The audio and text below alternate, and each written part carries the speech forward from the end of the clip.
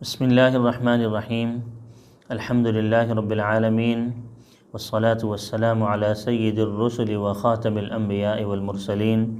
وعلی آلہ واصحابہ اجمعین اما بعد۔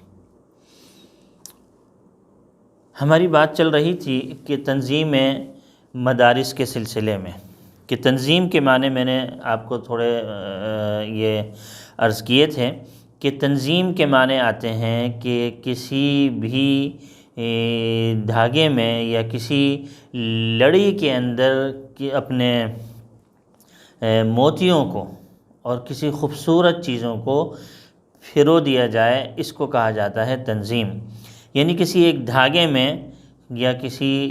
لڑی کے اندر غیر مربوط اور یعنی منتشر جو اجزاء ہوتے ہیں، ان میں اگر موتی کی ایک مثال اس لیے دے رہے ہیں کہ عام طور سے یہ لفظ اسی لیے استعمال ہوتا ہے، زیادہ تر اسی لیے استعمال ہوتا ہے، تو اگر ہم غیر مربوط اور جو باہم منتشر جو چیزیں ہوتی ہیں ان کو اگر ہم ایک لڑی کے اندر پھرو دیں تو انشاءاللہ العزیز اس کی خوبصورتی کے اندر اضافہ ہو جاتا ہے، اس کی افادیت بھی بڑھ جاتی ہے۔ تو اسی طریقے سے اگر ہم کسی باہم منتشر اور غیر مربوط جو انفرادی قوتیں ہوتی ہیں اور جو وسائل ہوتے ہیں، ان وسائل کو اگر ہم ایک جگہ جمع کر دیں اور اجتماعیت کی اگر ہم شکل دے دیں تو اس میں اس کی افادیت میں بے حد اضافہ دیکھنے میں آتا ہے۔ اور اگر ہم انفرادی طور سے مختلف صلاحیتوں سے کام لینا چاہیں تو ظاہر سی بات ہے کہ یہ اتنا پریشان کن عمل ہے اور اتنا زیادہ اس کے اندر جو ہے وہ پریشانی کے ساتھ ساتھ محنت ہے کہ آدمی کتنی ہی محنت کر لے لیکن وہ انفرادی قوتوں سے خاطر خواہ نتیجہ نہیں مل سکتا، اور اس کے اندر جو ہے وہ بہت زیادہ محنت بھی کرنی پڑتی ہے اور بہت ہی زیادہ مشقت کا سامنا کرنا پڑتا ہے، اور جو نتیجہ جس طریقے سے ہم باہمی قوتوں کو اور منتشر صلاحیتوں کو یکجا کر کے پیدا کر سکتے ہیں وہ اس کے مقابلے میں کچھ بھی نہیں۔ اسی طریقے سے اگر ہم دیکھیں اپنی ذاتی زندگی میں بھی، ذاتی زندگی کے اندر بھی اگر ہم اپنی زندگی کو مرتب نہیں کریں گے، اس کو نظم الاوقات کے یعنی نظم اوقات کا نظم اگر اس کے اندر نہیں بنائیں گے تو وہ اس کے اندر بھی بہت زیادہ بے ترتیبی دیکھنے میں آتی ہے، اور انسانوں کے کام جو ہیں وہ بہت ہی زیادہ غیر مرتب ہونے کی وجہ سے اور پھر غیر مرتب ہونے کی وجہ سے پریشان کن ہو جاتے ہیں، اور کوئی بھی ایسا کام نہیں ہوتا جو کہ نتیجہ خیز ہو، اور ہو بھی جائے تو اس کے اندر بہت ہی زیادہ محنت اور مشقت کا سامنا کرنا پڑتا ہے، اور جو پریشانی ہوتی ہے ظاہر سی بات ہے کہ وہ الگ چیز ہے۔ تو اسی چیز کو اگر ہم مختلف قسم کی یعنی صلاحیتوں کو مربوط کر دیں اور وسائل کو یکجا کر دیں تو انشاءاللہ العزیز کامیابی جو ہے وہ مقدر میں انشاءاللہ لکھ دی جاتی ہے، اور وہ عمل کامیاب ہوتا ہے۔ دنیا کا کوئی بھی کام ہو یا دین کا کوئی بھی کام ہو، اس کے اندر یہ اصول جو ہے سب سے زیادہ اہم ہے۔ انشاءاللہ العزیز آپ نے دیکھا کہ جس کام کے اندر بھی، چاہے وہ دین کا ہو چاہے دنیا کا ہو، نظم و ضبط ہو،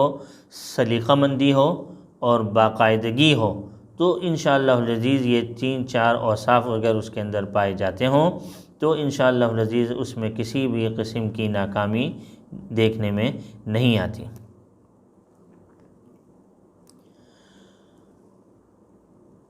اور یہ بات بھی سمجھ لینا چاہیے کہ یہ تنظیم مدرسہ یہ ایک ایسی بنیادی چیز ہے کہ اس کو مدرسہ شروع کرنے سے پہلے اس کی طرف توجہ ضرور رکھنی چاہیے، اور اس کو توجہ اس لحاظ سے کہ دیکھیں کوئی بھی معاملہ ہو، جیسے میں نے عرض کیا کہ اس کا ایک ذہنی خاکہ ہونا لازمی ہے۔ ہمارے ہاں یہ ہوتا ہے کہ جس وقت تنظیم مدرسے کی ضرورت ہوتی ہے اس وقت اس کی طرف توجہ نہیں ہوتی۔ ہمارے ہاں جو توجہ دی جاتی ہے وہ طالب علموں پر دی جاتی ہے، اساتذہ پر دی جاتی ہے، اور اس کے علاوہ جو مدرسے کی جو عمارتیں ہیں اس کے اوپر دی جاتی ہے۔ مدرسے کے جو تنظیم ہیں اس کے اوپر اس کی توجہ نہیں ہوا کرتی۔ تنظیم مدرسہ اس کے بہت سارے اس کے اصول ہوتے ہیں، بہت سارے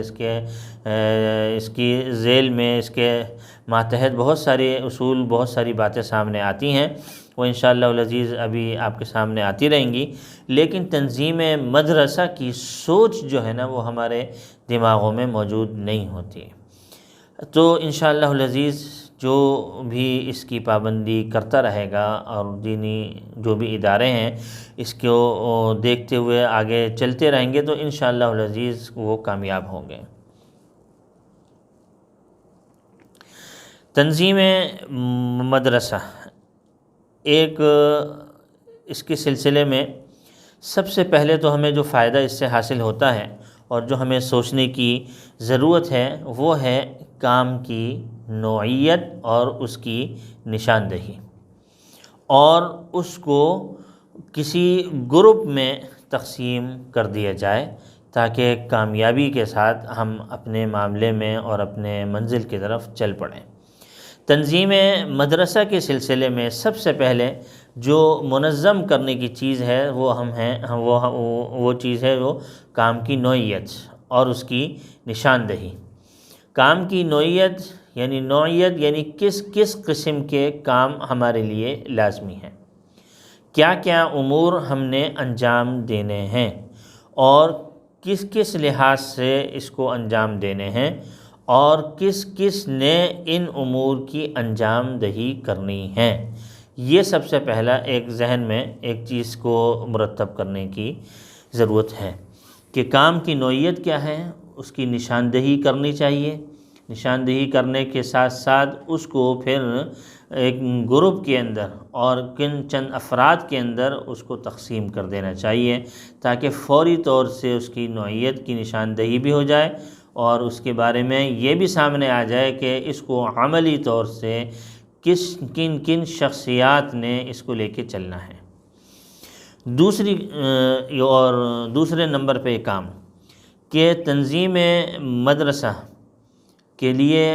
اگر آپ کام کی نوعیتیں بھی دیکھ لیتے ہیں، اس کی نشاندہی بھی ہو جاتی ہے،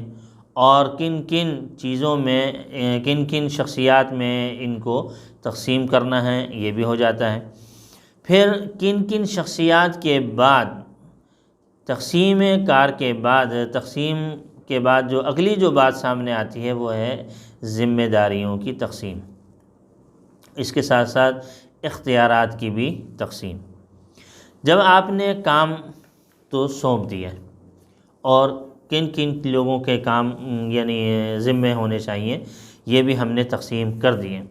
تو ان میں نا ذمہ داریاں بھی ہونی چاہیے کہ آپ کے یعنی اس گروپ میں کیا کیا ذمہ داریاں ہیں، اور گروپ کے ساتھ ساتھ بھی اس کے ذیل میں بھی بہت ساری باتیں آ جاتی ہیں کہ کن شخصیات کے اوپر کیا کیا ذمہ داریاں عائد ہوتی ہیں، اور اس کے ساتھ ساتھ ان کو کن چیزوں کا اختیار ہے۔ اختیار کی جہاں تک بات ہے تو ہر ایک مجموعہ اور گروپ میں جب آدمی کام کرنے کی ذمہ داری کو تقسیم کر دیتا ہے تو ایک کلی اختیار تو بڑے کے پاس ہونا چاہیے، لیکن ٹوٹلی اختیارات جو ہیں وہ اس گروپ اور اس جماعت کے پاس ہو جانے چاہیے، کیونکہ اگر جب تک ہم اختیارات کو مکمل طور سے کسی کے سپرد نہیں کریں گے تو ایک جکڑاؤ کسی کیفیت اس کے ذہن کے اندر برقرار رہے گی جو اس کو کام کرنے سے روکے گی۔ جب یہ جماعت ہے نا تو جماعت جو ہے انشاءاللہ العزیز وہ کوئی غلط فیصلے نہیں کرے گی۔ ہمارے ہاں جو بڑے حضرات ہوتے ہیں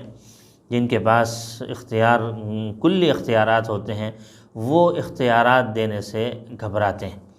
اور وہ یہ سوچتے ہیں کہ اگر ہم نے مدارس کے فلاں حضرات کو اگر ہم نے کسی طریقے سے بھی کوئی اختیارات دے دیے تو ممکن ہے کہ اس کا وہ غلط استعمال ہو۔ اب یہ تو ہوتا ہی ہے بعض اوقات کہ غلط استعمال ہوتا ہے، لیکن یہ غلط استعمال جو ہے، جو ان حضرات جو محتمین حضرات ہیں، جو ناظم ہیں یا اور دوسرے لوگ ہیں، ان سے بھی غلطیاں ہو جاتی ہیں، اور وہ بھی اپنے اختیارات کا غلط استعمال کرتے ہیں۔ اس یہ بھی ہمارے سامنے بہت ساری چیزیں آتی ہیں، لیکن یہ ہے کہ جب اختیارات دے دیا جائے تو ایک بہت بڑا بہت بڑا اختیار یعنی جو ہو وہ آدمی اپنے پاس رکھ لے، جو ناظم ہے جو محتمم ہے وہ اپنے پاس رکھ لے، لیکن جب ذمہ داریاں دی گئی ہیں اور جب کاموں کی نوعیتوں کی نشاندہی ہو گئی ہے اور اس کو گروپوں میں اور جماعتوں میں اس کی تشکیل ہو گئی ہے اور کاموں کی ذمہ داریاں بھی ہو گئی ہیں، تو اختیارات بھی ان کو دے دینے چاہیے۔ اختیارات کے اندر کسی قسم کا بخل نہیں کرنا چاہیے۔ دیکھیں، یہ قلیل اور منتشر جو وسائل ہوتے ہیں، ان میں زیادہ سے زیادہ کامیابی کے حصول کے لیے یہ چیز بہت اہمیت کی حامل ہے کہ اختیارات بہت ہی زیادہ اچھے انداز سے ایک بڑی جماعت کو سپرد کر دیے جائیں۔ باقی انشاءاللہ تنظیم مدارس کے سلسلے میں انشاءاللہ پھر باقی باتیں بعد میں ہوں گی۔ وآخر دعوانا ان الحمدللہ رب العالمین۔